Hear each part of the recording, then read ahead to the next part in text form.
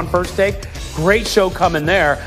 Will the Chiefs have an easy road to the Super Bowl? And who needs the number one seed more in the NFC? The Packers, the Saints, or the Seahawks? Ryan Clark joins Dominique Foxworth and Charlie Arnault, and that's coming up next. But we talk about the Rams and the Seahawks. This one was a good one. Rams on the road against the Seahawks. Seahawks trying to clinch the division with a win.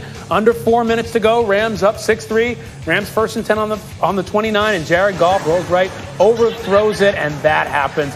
And, you know, Rex, it was that kind of day for Jared Goff. Yeah, it was. He was Goffle yesterday, and then I was saddled him with that nickname, and you throw the ball like that, you deserve that nickname. First Seattle drive of the second half, first to go on the 4. Russell Wilson, watch him. Can't find anybody open, so what does he do? Keeps it himself, runs it in for the touchdown. You know who loves that more than almost anybody? Pete Carroll fired up. Seattle up 13-6, ensuing Rams drive.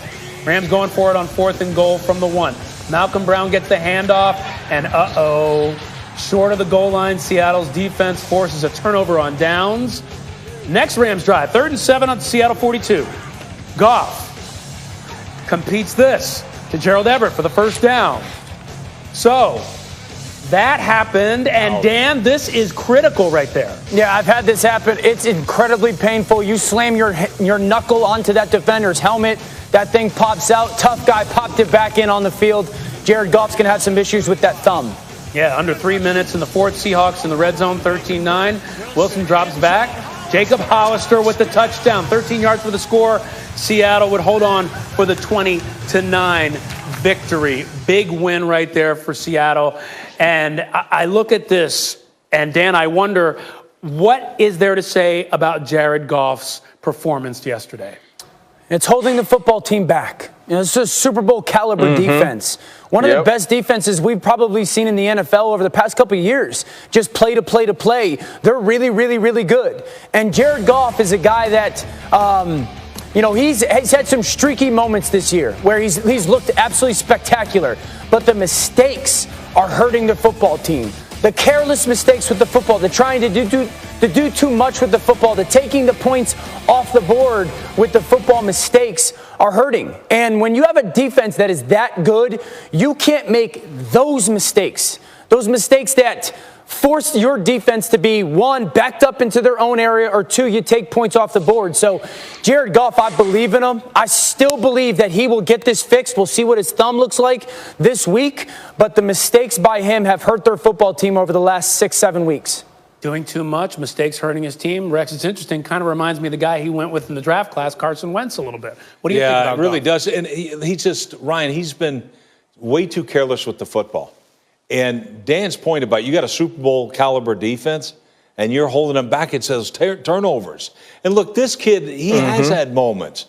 But I'll be honest, I think every Ram fan doesn't really care if Jared Goff plays or doesn't play this next week. It can't be worse.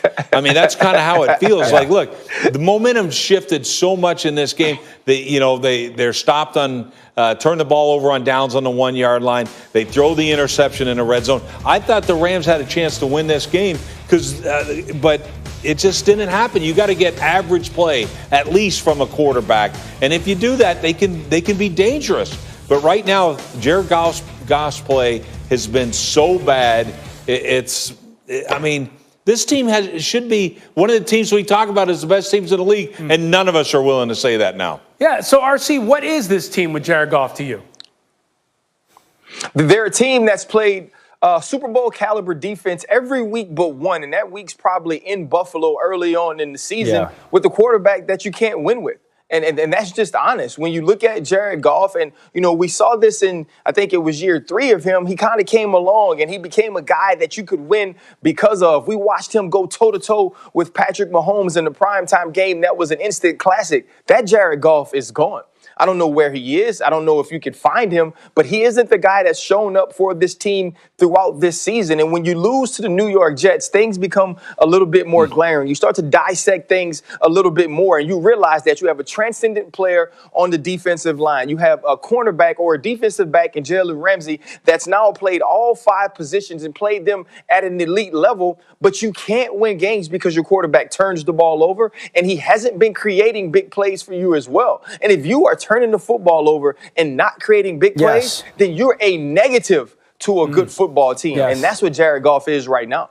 RC, switch gears for just a second here. Let's talk about Seattle and the Seahawks. What do you see in this team right now? How dangerous are they?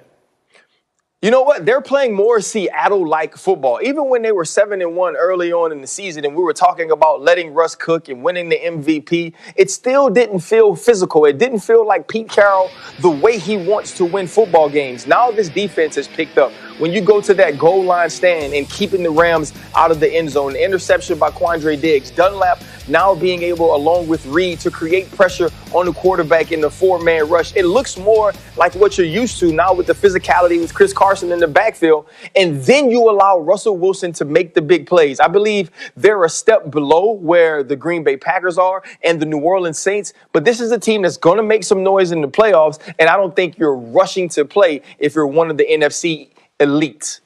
All right, great point, RC. And we say goodbye to you, by the way, because I know you got to go host First Take. Have a great show, my friend. We can't wait to see it. Okay, my guys, man.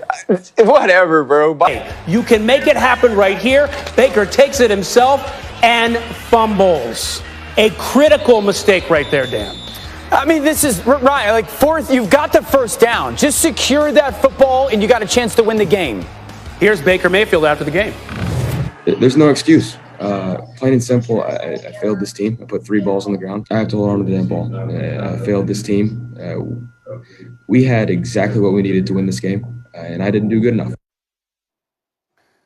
All right, so it's impressive to see him taking charge there as a leader. I do want to ask you, Rex, what is this? And look, we acknowledge the fact that 4 of his top receivers were out. They were on the COVID list. What does this say about Baker Mayfield, this loss at this time? Well, I think as a player, man, I mean, it's like, you know, when it's tough on everybody else, it's just right for us.